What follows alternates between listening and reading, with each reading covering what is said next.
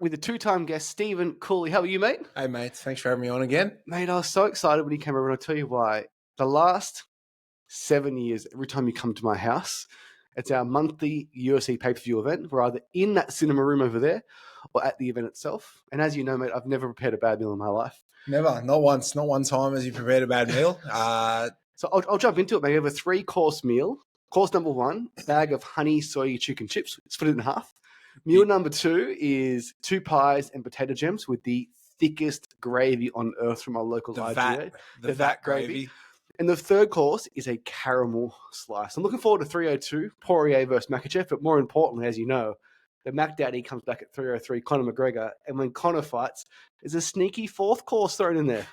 I'll tell you what, I'm still fuming about the fact that they've changed up the caramel slice at the bakery. But we were just so used to that nice edge that we're getting for a long time. But you're right, mate. It's nice being here, and it's not a UFC day. And you're not going to leave feeling terrible about yourself. No, I won't. Hopefully not. Yeah. So, and no strikers will be losing today to a wrestler, which is good. That's spot on. Yeah. All right. So I want to reintroduce you to Steve. So Steve is the head coach of Break-Thru.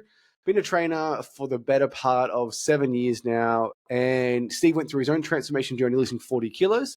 Steve is basically, I'm not a big fan of titles, mate. What is it Chief Hype Man? Is it Chief Fist Bump Man? Is it Chief Positivity Officer? What is it? I don't know, mate. I think I'm a jack of all trades, master of none. I really am the jack of all trades guy. Just getting around. I think I can do a bit of everything, but I'd like to say I don't think I'm Chief Fist Bumper. I think I'm I'm a pretty good hype man. I'd say Chief Hype Man. Chief Hype Man? Chief Hype Man. I like Chief Empathetic Man. Chief Empathetic, not Cheap Pathetic Man. No, Chief Empathetic Officer. And that brings us to today's episode, which is how do you handle a new person on their first session? Yeah. And it is such a delicate thing because that person coming into your business, they may not have trained for 5 years, 10 years, 15 years, maybe never. And what prompted this podcast was with our Done For You Everything service, as you know, we sell people into gyms. Yeah. And probably 1 out of 300, which I'm also proud of, it's a really, really fun low refund rate. Someone will refund. As in they go in and do that first session and they're not happy with the product that was sold effectively. Yeah. Right. And it was interesting because some of the things that I hear we've never heard in our gym, and we've sold thousands and thousands and thousands and thousands of clients. Gotcha. The other day, client walked into a client's gym and the trainer said to him, "You're too early, wait out the front." No, what are you doing? That's what happened. That's shocking. And then from there, as you know, Yeah. if you get off on the wrong foot with someone, It's they over. start looking for things to complain about. Yeah. And they only got a text message after saying, "Oh, I didn't like the session. It was too hard. Didn't like the music. Didn't like the trainer. Trainer was rude." As you know, if you give someone a reason, they will look for complaints. And it's not just this client. We've had other gym owners too. And I'm just really surprised by that first session and that onboarding experience. So, mate, straight from the top, Yeah. what are your thoughts on that? Just that statement to a new person. That irritated me and really irked me to no end, just because I think it's really important that I think for the most part, I think a lot of good thing is a lot of trainers have always sort of been physically fit. That we always sort of forget that.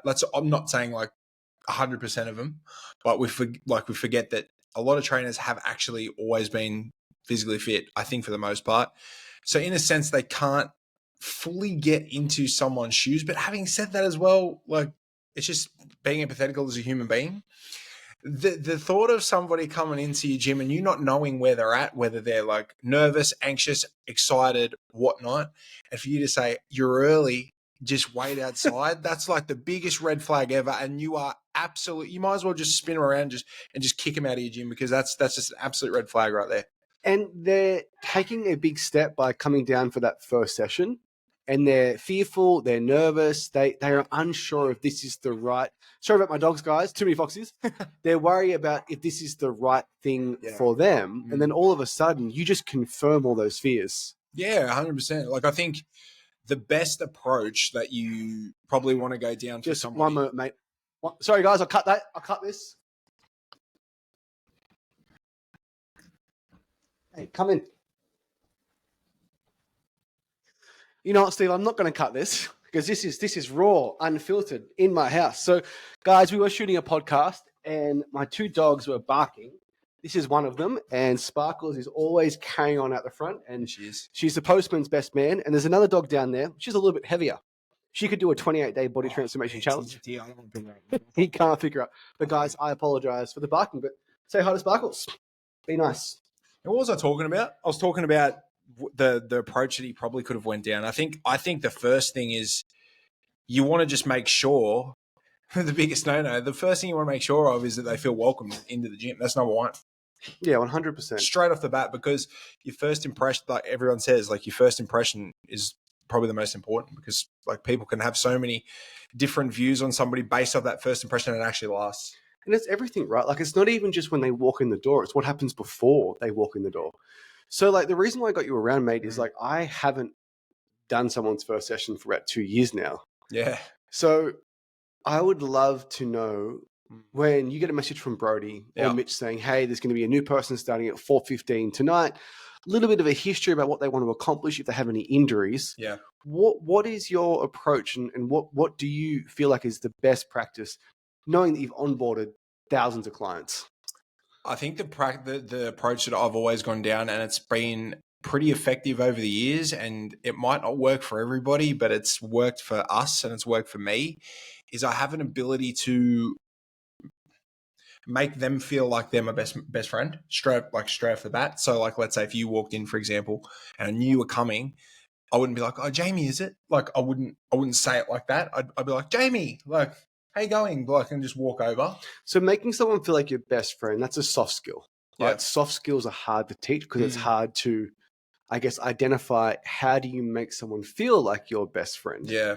So like, I want to get a little bit more specific in regards to what you actually do. Are you like checking out the front of the door to making sure they're not there? Are you, when they come down the car park, are you waving with a big smile on your face? Like, just a lot more detail of what that process is for you. I think the initial, probably first minute or two is, if I'm at the back of the gym, I always like usually put a hand up, and I'll be like, oh, hey, Jayme. And I'll like walk over. I won't really start with, oh, how are you feeling? Are you feeling nervous? I'll just ask them how the weekend was, just because I don't know. I don't really think that it's ideal for them to like first thing on the door just going, you nervous? Like, yeah, I am. Okay, good. Like straight off the bat. So I'll just say like, so Jayme, how's your weekend?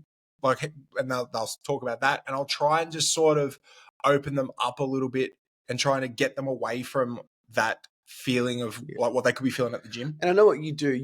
How's your weekend? They all say something. You'll try and grab something. For example, oh, I just watched the footy. Oh, who do you follow? Yeah, that's it. And then you start distracting them from like, hey, you're about to do something that you're terrified of. Yeah. Let's talk about the Cronulla Sharkies. Yeah, that's right. So if they said to me, you know, I'm a gardening fan, something I know absolutely nothing about, I'd be like, geez, I used to watch so many Burke's Backyard like clips back in the day, or I'd find something to say, and then instantly I'm building a rapport, and instantly they will find me somewhat relatable, and then I can just go from there. I always used to try and make fun of myself. So that exact example is like, I garden all weekend. I said, so don't ask my wife about that. She's out in the garden. I am absolutely hopeless. Right. Okay. And they will typically laugh, and it just breaks that wall down. Because sometimes I look at trainers as like chicken, broccoli, exercise, no fun, no humor.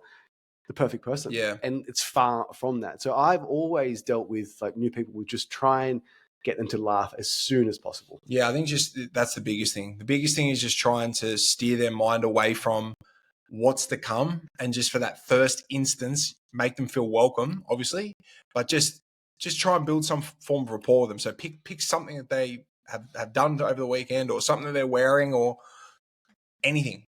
We've always been so lucky, mate, at our gyms with you, Brody and Kelly. Like, I've never had a complaint of a trainer doing a bad job. I've never, ever had a complaint of a really gnarly click in the gym. No. And I think that's a credit to you, Kelly and Brody, just navigating those relationships. So how do you deal with that? Like, how do you make sure that train people in a group, but every single person feels special? I think I just make sure that I give each person my time. I think it's really important, especially in like smaller sessions. It's what's great about the smaller session, having like anywhere between like 6 to 8 or 6 to 10, is you can actually give them the right amount of time in comparison to like if it was a group full of 30 people, you just pretty well like, hey Jayme, how you going? And then you just moving on to the next like it's a and there's a carousel. time and a place for that. Big Saturday session, big barbecue. Yeah, I think there is. You're chief hype man. Yeah. And then one-on-one Steve or small group Steve, you are like chief relationships officer. Yeah. I think the key is as well. Update your Facebook profile, mate. Yeah, right. What's the titles? I think another key is just pretty well just making sure and just remembering who you've actually spoken to, how long you've spoken to this person. I know it's a pretty hard job. You can't just randomly just go, oh, hey, I've spent 10 minutes with this person, but just trying to give as much of your time to each person equally and just try not to like stay. Obviously, you're going to get along with more, like somebody better than somebody else, but try not to be a magnet to one specific person. It's a really good thing, right? Because we all have our favorite members. Let's admit it. I don't. Love them all equally. And sometimes it can be hard if you've got someone that you really connect with. Yeah, it is. Really connect with, and there's someone that you're struggling to have that breakthrough with. Yep. How do you do that? I think you just, to be honest, I catch myself still on the regular, like at times, like in the back of my head, I'll be like, shit, I've like spent more time with this person. Like I'm like going to march over to this other person. I just throw myself in the deep. I just go, bugger it. Like they just need my time, whether it be like a form thing as well. I'll look for something and just delve into it, because whether they want I think at the end of the day, I think most people want my time that are there. I don't know if anyone's they just want to feel like you haven't forgotten them. They want to feel like they're just not another number. They want to feel like Steve the trainer, Brody the trainer, Kelly the trainer genuinely gives a shit about my life inside and outside the gym. We're not there fucking counting reps. I think it's just a human aspect too, isn't it? Just like everybody, whether we want to admit it or not, everyone wants to feel special. And I think it's important to make them feel special. And that's a big thing, is that making them feel like they're not just another number, because they're not. When I talk to gym owners a lot, and they're like, Jayme, how can you automate the onboarding process? Yep. You can't automate human experience. No, you can't. Like, what text do you send day one? What text do you send day two? What text do you send day three? I'm like, that is such a high leverage task that the trainer that meets them in the gym should send those texts, and those texts should be personalized based on that person's experience. For example, Sally comes in with a bad knee. Hey, Sally, super proud of your first session. So happy we could find a workaround with your knee. When's your next session going to be? Great to have you on board. Versus high contact first name. Great job today. Yeah, that's it's fucking terrible. That's the latest. And another thing is like most of the clients, they're not stupid. They can actually pick up on what's this automated crap, because it's the same old thing. Like it's the same as when people haven't come to your session for a week, and it's the old, hi Jayme, haven't seen you this week. Like hope you come back in soon. Any dramas? Like give me a message. Like you have to really personalize it. 100%. And that you can have that copy and cut text, right? But you can open it with one paragraph. And yes, it may take you a minute longer per person, but at the end of the day, we're talking about 10 or 15 people that haven't been in the week before. They're important. Like, and if you genuinely give a shit about your clients, that additional message, because you just don't know what they're going through. They may have had the worst week of their life, and all they need is someone to reach out to them saying, hey, like, just so you know, like we noticed that you weren't here last week. I know you got a few things going on in your life. Like if you need anything, reach out. I'd love to get you in ASAP, because regardless of what you're going through, we both know, Alison, that exercise makes you feel better. There's a girl that goes to Break-Thru Active at Cardiff, and she's really cool. Her name's Amy. She's younger, one of our members. She's 26 years old, and we have a bit of a running joke where she says, Steve, get your shit together. Like just like a running joke. And she was away for maybe like, this is a different instance of like how, you don't have to send the standard text. And it was so effective, right? So anyway, one of her other friends came in, and I was like, oh, where's AW? And she's like, oh, I haven't heard from her in a couple of days. I said, okay, no dramas. I said, leave it with me. So later that night, this was the message I sent. I wrote, oi, ! Get your shit together. And I said, see you tomorrow, with like a fist bump emoji. So next day, she was there. So it's just all about customizing it to that specific person. Yeah, and people have different, is it love languages? Yeah, everyone has a different love language. Yeah. People will respond differently to different styles of communication. Some need a phone call, some need a text, some need a hug, and some need just a huge kick up the ass. You know what I'm a massive fan of, mate? What? the video message. The video message. It's so confronting. Hey guys, it's Steve. Like, hey, like, or not hey guys, like, hey Jayme, it's Steve. Haven't seen you a couple of days, mate. What the hell's going on? Blah blah blah. Because they're like, oh, it's like Steve's really he's sending this out to me. Yeah, the old Lara Bingle. Where the bloody hell are you? That's right. So I think that's really effective because if you're staring down the barrel of the camera, they're like, oh shit, like Steve's actually talking to me. Better roll up tomorrow. Or they might just get sick of seeing me like on the regular like that. It's interesting you say that, right? Because like Steve is the master onboarder, master trainer, but you don't have much to do with our marketing sales process. No. What's really interesting is if we have a high no-show rate, so people aren't showing up to phone calls or showing up to that first session, guess what we do? A video message. Yeah. So like if you onboard someone the same way that you sell someone, you give them your time, the attention they deserve, you get more sales, you get more clients to stay on. It's actually the same process. I say this to you all the time, like, because I know I want you to do some sales calls soon. Okay.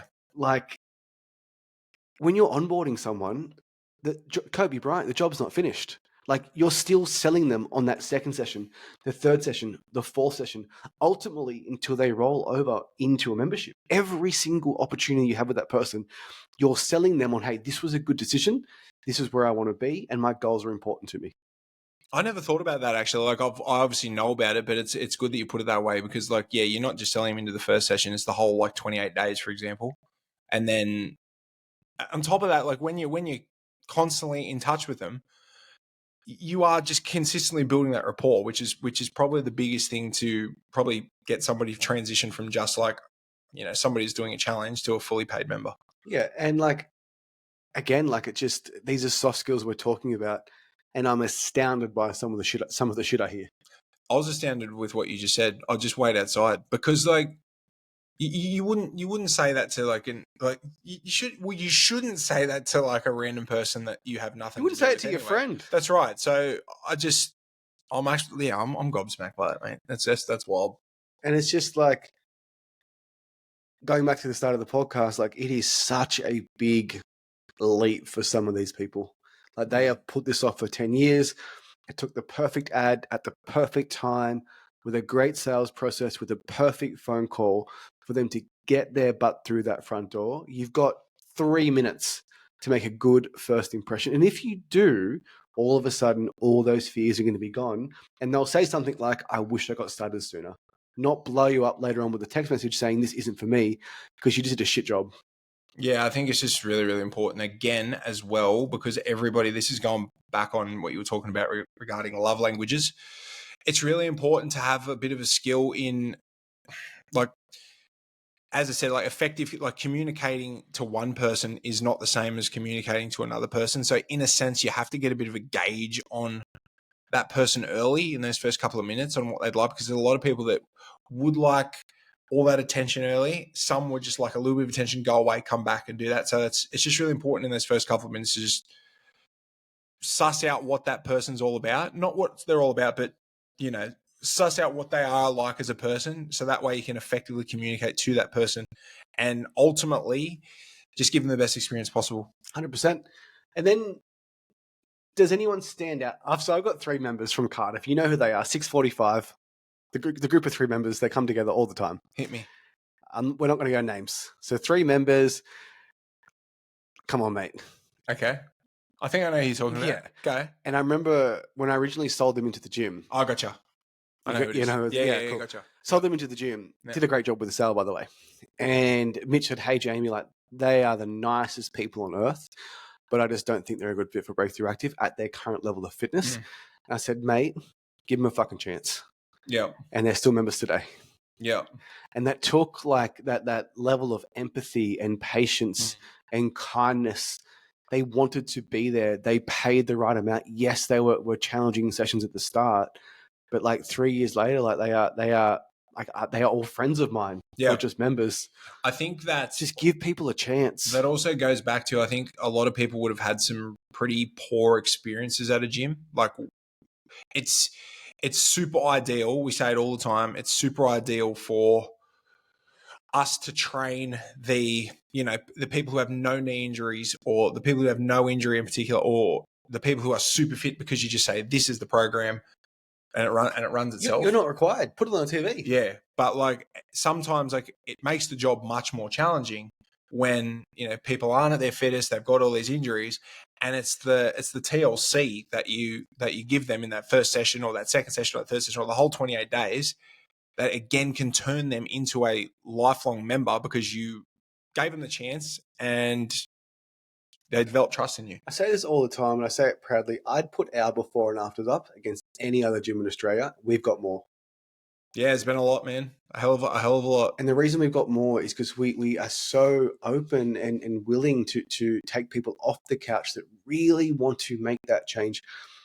I always say it, man. I'll say it again, like helping a girl go from 6% body fat to 5% body fat so she looks slightly better in the right lighting, fasted, who gives a shit?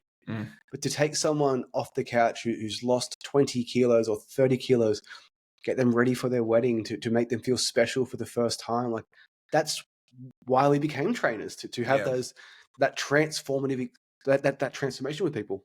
Because a lot of people that step into the gym, they want to do it, but they never see themselves as active gym goers, even though they want to be. And I think in that initial period, that 28 days, it comes back to if you build that rapport with them, you build that friendship with them, everything else follows. So I think it's really important that rapport building right at the start. I think you really have to give them the right amount of time. Yeah. It's just one of my favorite members. I will say his name, Mark Barber. Mark, if you're watching, shout out, mate. He called me the other night, by the way, out of the blue. He hasn't called me. Yeah. Barbs, where are you? So it's probably my favorite transformation we've ever had since starting the gyms. And it was a guy who, we were at Curry Public School. We rented a stall and we were handing out trial cards at the time.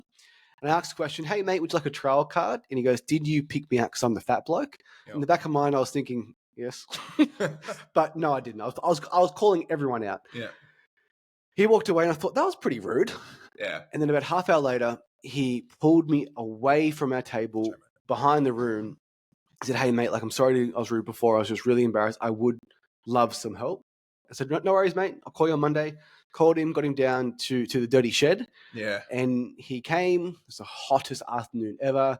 Lost 40 kilos and he's kept it off. And even better, he's still training today. He's still training today. Still training there today. Going hard. Go Barbs. No, it is a great story. Do you remember that horror story of Barbs and I doing that? I remember we went down to, there was a rope session. It was just me and Barbs and yourself in the shed. It was like a little bit before Christmas or New Year's Eve. Yeah, it was like 1 hour rope session. It was horrific. Yeah. It still scars us to this day. And I talk about sales and marketing a lot, but there's still nothing makes me more excited than that. Still to this day, like to have that transformation, because I lost weight and I feel better about myself. And you lost weight and you feel better about yourself. So like to be able to help someone through that process, because how much, you don't even remember how bad you felt when you're 140 kilos. No, I thought it was normal at that point in time. I remember it, like thinking back, but if I went back there now, I'd be feeling horrific. So yeah, it's definitely a game changer when you help someone, for sure.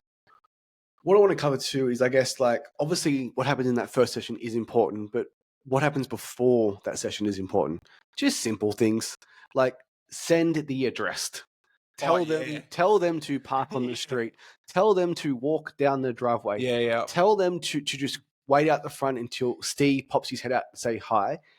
Any single thing you can do to make that process smoother from them purchasing to that first session, make it happen. Send a receipt. Send the email. Do everything. It's got to be perfect. Yeah. Yeah, so many times, like we've said, almost not baby them, but you have to like talk to them like they have no information. Like give it to them, like all of it. I always make this example. I've been watching The Simpsons with Ellen. She's a little bit young for The Simpsons. Watching the first 9 seasons. Yeah. And it's when Homer rents Ned's cabin. And Ned's got Post-it notes all over the house. Uh-huh. Like, it's like open door, locked door, closed door. And he goes into the fridge and there's an ice cube tray and there's a Post-it note saying fill with. Yeah. And then with what, Ned? And another Post-it with water. And it's so silly. It's such a great example. Like, you need to tell them exactly what to do next. Yeah. It's the same as like when I've done a bit of onboarding as well. Like, so often, like, they'll say, I'll bring a water bottle and, bring a towel and, we'll see you at 6:45. Thinking that they've looked at the Facebook page, they have the address there, but then I'm just like, oh shit, like they might not actually know what the address is. And I'm just like, oh, by the way, 7/29 Penalty Road card. Yeah, they might think the session starts at 6:45 when we want them to arrive at 6:40. Like, tell them exactly what to do. Yeah, I think it's just important to be like get the specifics 100% down pat before they attend their first session. So kind of recapping, this is a hard one, mate, because it's a lot of soft skills, as in empathy, identify who needs to be spoken to more, identify how to speak to people, how they like to be spoken to, how you communicate with them differently. Is there any other piece of advice you would give someone? Geez, mate, I was just when you're talking about the soft skills, I was thinking about Maybelline. Maybe he's born with it. Maybe it's Maybelline. What's another piece of advice? I'll jump in there. Hit me. I don't think people are born with it, because you know me very, very well. I am as direct as it comes. Given the opportunity, a new person down to that first session, I become a completely different human being. I obviously not everyone's born with it like as a baby. They obviously develop like that. They obviously develop those skills as a young person. I think there's skills you can develop, but I also think that you can develop those skills, but you have to be genuine about it. You have to come off genuine. So in a sense, I think that you being a genuinely empathetical person who likes people will pay more over somebody who doesn't, but is trying to. I think at the end of the day, like, if you want to onboard more members, you want to convert more members, you want to change more lives, it's as simple as this.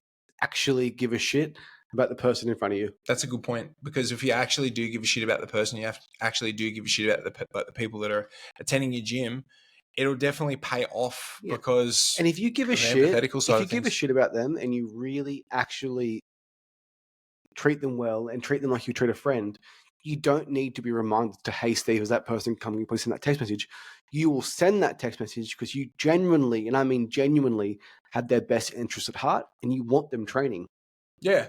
If you genuinely care, it makes onboarding so much easier. Like, you can throw out the system, care about the members. There's still members to this day, even now, like this has gone beyond the onboarding, where they won't turn up to a session, or they'll say, oh, like, I'll see you tomorrow, Steve. Yeah, no dramas. See you then. Where I've built that much rapport with them over the years, where I can just like send them a message anytime, like on Messenger, and just be like, oi, like, where are you? Like, enough's enough. What's been happening? Like, get your ass back in the door, right? So again, I think the message comes off better when you do have that rapport with somebody and you genuinely do give a shit about whether they come in the door or not, because it just pays. The empathetical side of things does pay off, because if you genuinely want the best for them, they will actually feel it. 100%.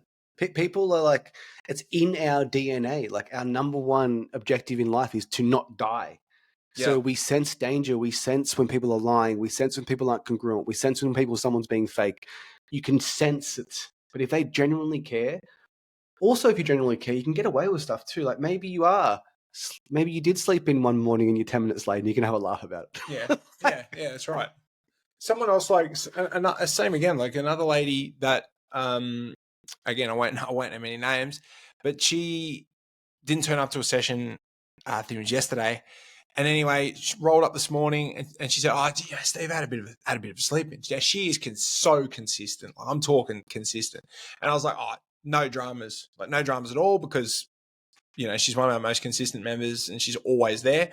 Whereas somebody that's like comes, goes, I'm just like, mate, come on, get your ass in the door now. Like, that's it. So yeah, again, comes back to how you approach different people. Because the other thing too that we left out, I think it's really, really important, is someone new comes into your gym.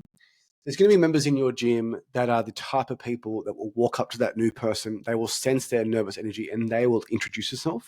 Yeah. I would always try and put that new person next to that member.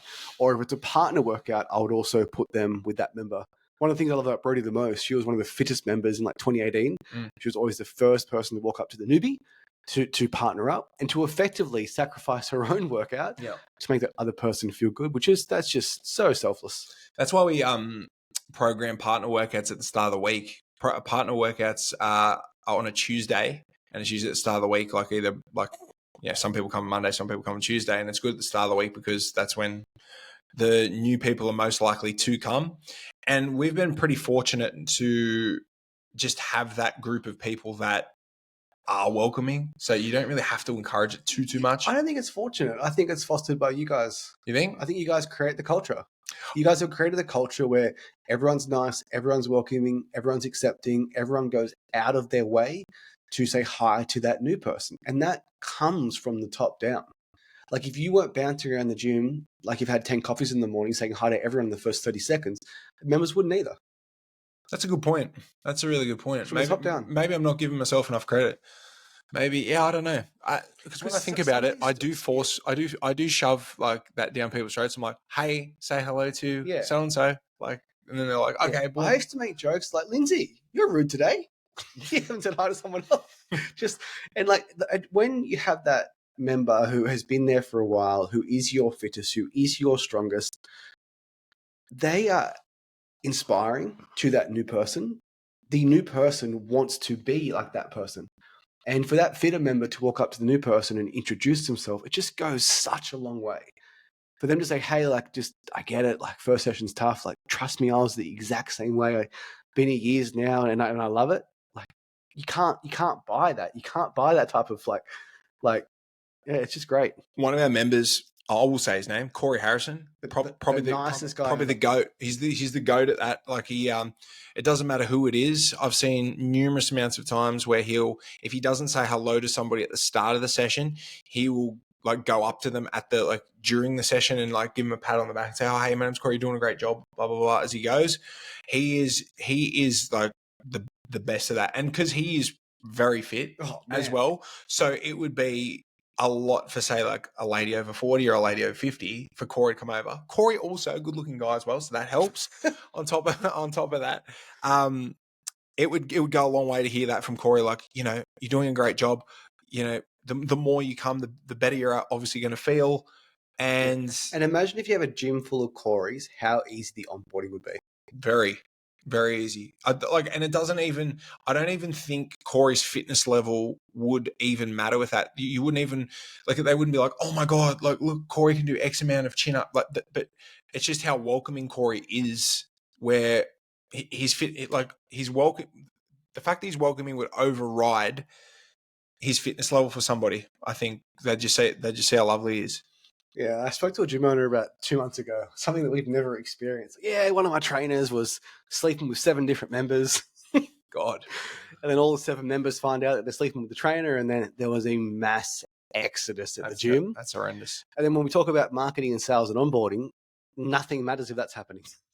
like you can't, no amount of marketing and sales will fix that. What do you do? Just say it's just human nature that people are sexually attracted right now. No, man. It's just you. I didn't know, like, he asked, what should I do? I said, mate, I got a great team of trainers. I don't know. It's never happened before. No. That's wild, eh? 7. Wow. It's like Jerry Springer type shit. Yeah, I know. Imagine the group messages post workouts at the gym. Oh, he spent more time with her today. What a bitch. It'd be that shit, right? Oh man, that'd be so bad. It'd be like an episode of like Married at First Sight. It'd be wild. But that's a big effort from that guy. 7. Wow. And then imagine that, right? Imagine the complete opposite of what we do. The new person walks in, the trainer says, "Oh, wait out the front, you're too early." They then walk into the gym. It's click city, like groups of people that don't talk to other people. And the trainer's up the back with his best buddy, not saying hi to the new person, even after they come in. Are you surprised they don't stay? Are you surprised you get complaints? Are you surprised that people ghost you after the first message?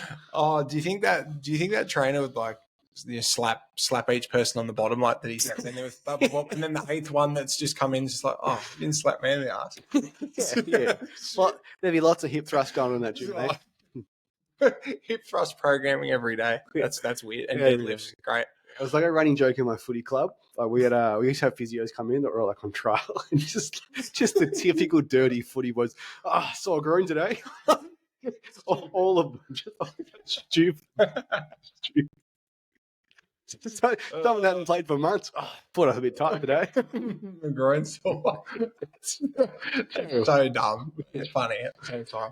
So just to recap, mate, like, there's 2 things that I'm very passionate about. I don't think you can automate the onboarding process. Obviously, you can have 28 emails that go out about sleep, nutrition, protein powder, whatever the case may be.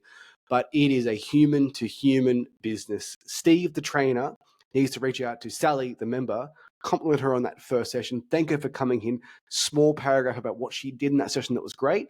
When's your next one going to be? And that cannot be automated. Step number 2, don't be rude.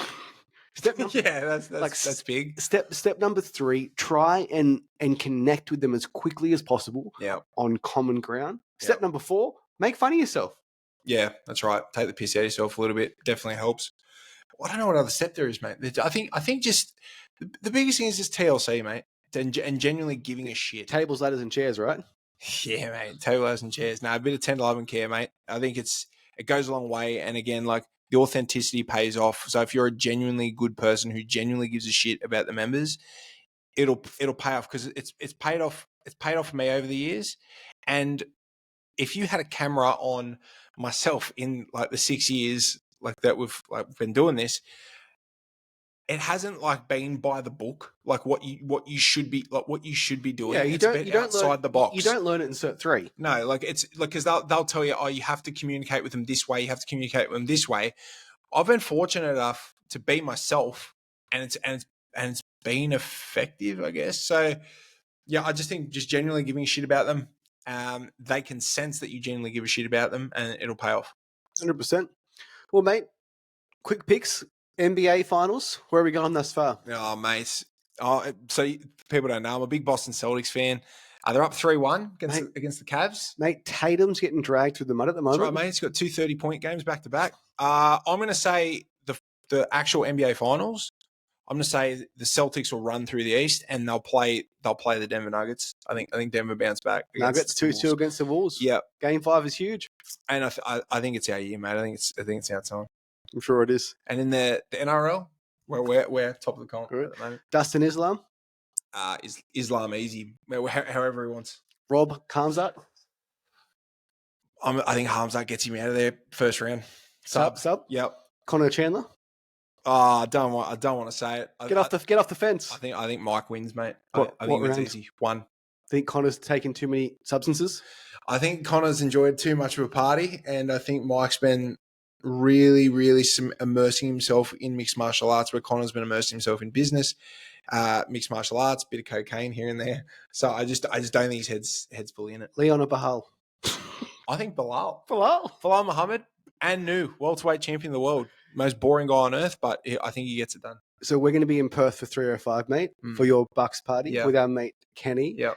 At the Rack Arena. One of the greatest nights of my life was watching Volk walk out against Islam. It's unbelievable. Literally, number 1 behind number 2 was seeing Eminem in Sydney in 2009 pre-pandemic. So you're giving Volk the nod. Mate, that 35 minutes sitting next to you, the walkout song, the reaction from the Australian crowd, him getting taken down in round 1, thinking we're going to get choked out, for him to come back to end the fight on top, legendary stuff. It is, yeah.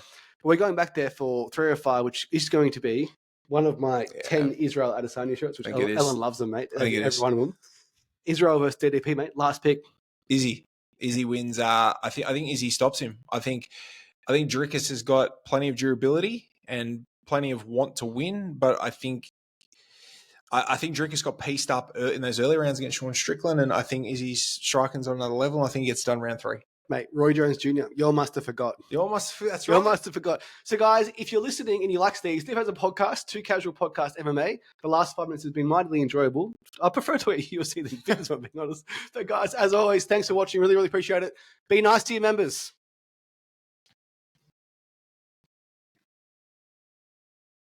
And then do you do the edit?